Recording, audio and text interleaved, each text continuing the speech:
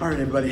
Hey, Will Roberts here in Los Angeles, California, and today I'm gonna give you great big tips, well, small tips, equaling about 5 of them, on how to get in the world of voiceover. But wait, shh, because we're in a voiceover studio, you have to be really quiet, okay? We're back. All right, hey, let's go inside and talk to Rick Zieff. He is, well, a pretty well-known guy out there in the world of voiceover. He is the voice of Spike in Tom and Jerry. He's worked on a new series on YouTube, and it's called Sherwood. He was the director and the casting director, and let's get going. But shh, let's go. Oh, come on. 3, 2, and... We no longer need to travel great distances in the name of exploration.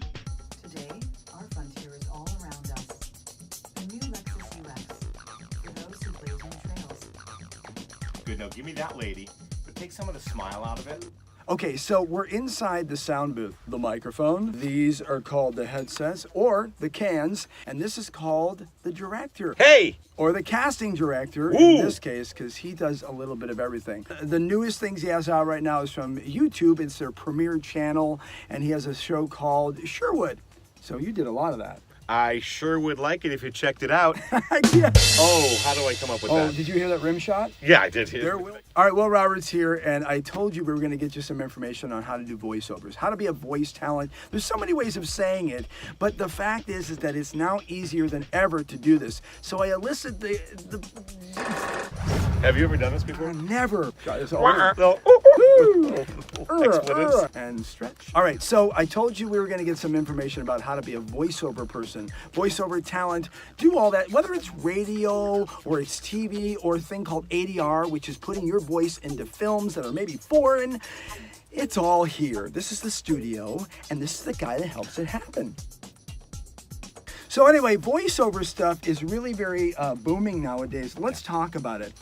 You know, back in the day, they had like tape and they had to cut it and do all that stuff, and then DAT tape, and then now it's all like files that you have on your computer. And look at the systems. You can see some of the stuff in the studio here as we're looking around the studio. Now, the microphones, all this stuff nowadays, if you really wanted to get started, you could do it on your own and get it on eBay and Amazon and all that stuff, right? You absolutely could.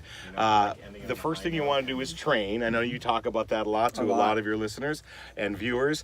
And once you're ready to go market yourself, you want to make a demo. And that's what we're doing here in the studio today. Yeah. We made a commercial demo for a student of mine who wants to get an agent, get representation, and get auditions, and get gigs.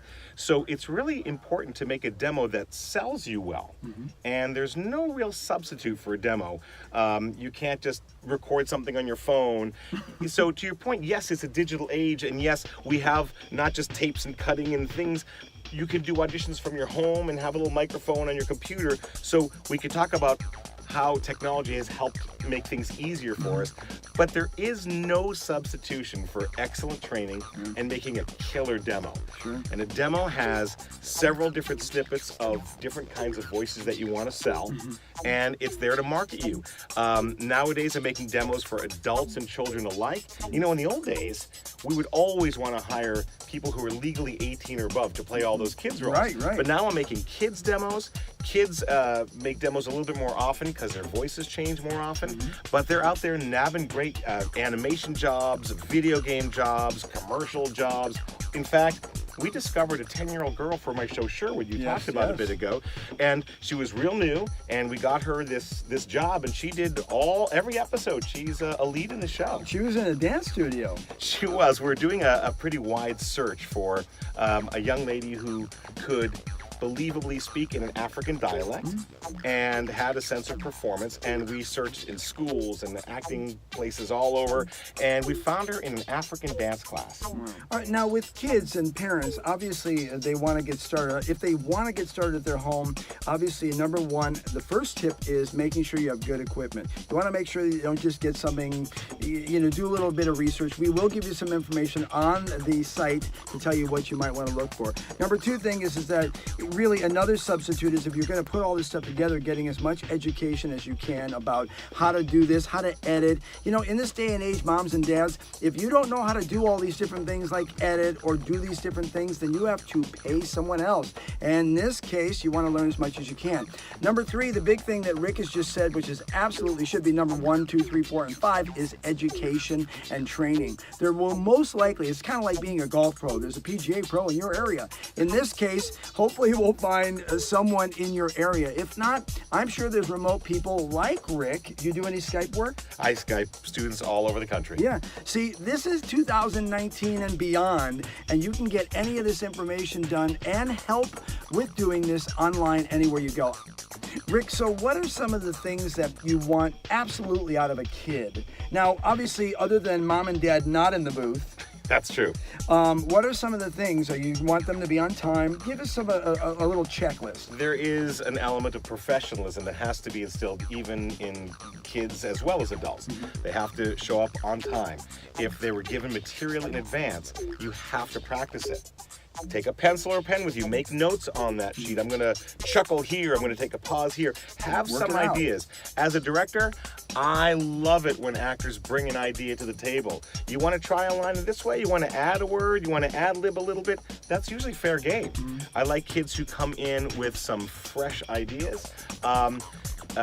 They should do some things that are quite obvious, but if you don't know, you don't know. Like no big loud dangly earrings, chinga chinga chinga ching, and the microphone's not going to work. Sometimes they wear, bangly jewelry, and they forgot that makes a lot of noise in a really high quality microphone. Right. One of the things you said, the words you said that I want to kind of pull out is you said acting. I don't know if everybody in the world of doing commercials on the radio, TV, internet, or even on TV understand that this is acting, but in this day and age, it's less acting and more you. So can you talk a little bit about the acting part? Okay, here's the wisdom. When I started this game way back in the different millennium, the wheel was square. Right. Yeah. We were called voiceover artists. Yes. And slowly they started to change that phrase to being called a voice actor, because they wanted people to be much more realistic and grounded. Commercials weren't always these loud, screamy, cheesy commercials. They were very real people, real moms, real dads, real kids. And so it is even in animation. A lot of the cartoons that I work on aren't like crazy voice stuff. They're very realistic. And so as a director, I'm constantly telling adults and kids, who are you? What do you want in this scene? Where are you? Are you indoors? Are you outdoors? Are you in a public place or private one-on-one? And so, yeah, those are all acting considerations. So for people who think that voiceovers is just about having a nice voice, they're completely wrong. Yeah, it's about being an actor for the voice medium. It's easier to have someone and bring them down than to get someone who's very low energy and bring them up. Which, in your opinion, would you say is more important? It's a really great question. There are times when a character has to be really big and excitable. And I will say to actors, do what you think is too much. Do too much. Because I find a lot of actors think they're doing a lot, and then I'll play it back for them, and they'll say, wow, I was very flat. It wasn't nearly surprised, yeah. So I tend to say, give me more. I can always pull you back. I like that answer. Woohoo! And so I know this man, and he is definitely more and not less. More or less. Absolutely right. Hey, at the bottom of the screen, you can see Rick's website and his social media. Make sure you follow it like a herd of cattle, and just check him out because it's lots of great stuff. If you need any lessons, of course, you can give you Skype lessons as well.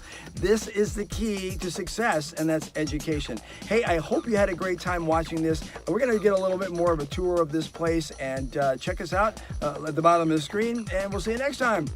Take care. Getting started in the voiceover world is pretty easy. As long as you remember to get the right equipment, educate yourself on how to record and to edit, and take some voiceover classes. For more information, check out our website. A special thanks to Verite Studios and Rick Zieff. See you next time.